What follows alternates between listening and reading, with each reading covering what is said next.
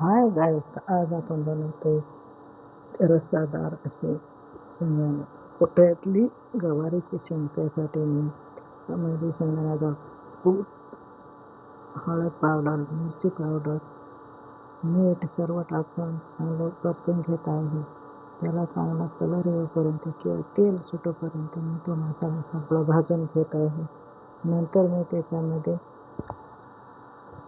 सगळं एकजीव होईपर्यंत चांगला शिजून घेत आहे. त्याच्यामुळेच मी त्याच्यात थोडे पाणी टाकले, म्हणजे खाली लागत नाही. आता मी त्याच्यात गवार टाकते. गवार पण पूर्ण एक एक शेंगाला मसाला लागला पाहिजे अशा पद्धतीने मी खालीवर करून घेते आणि परतत राहते. असं परतून घेतलं म्हणजे सगळ्या शेंगांना एकसारखा मसाला लागतो आणि शेंगामध्ये मसाला आतपर्यंत जातो. त्याच्यामुळे शेंग एकदम खमंग आणि खायला लुचकर अशी लागते. आता आपण असंच हलवत राहू आणि थोडे पाणी टाकून त्याला चांगलं वाफवून घेऊ. थोडंसं पाणी टाकल्यामुळं लज्जतदार आणि रस्सादार भाजी अशी सुंदर गाईस तयार झाली आहे. आता आपण खाण्यासाठी आपण तयार आहे.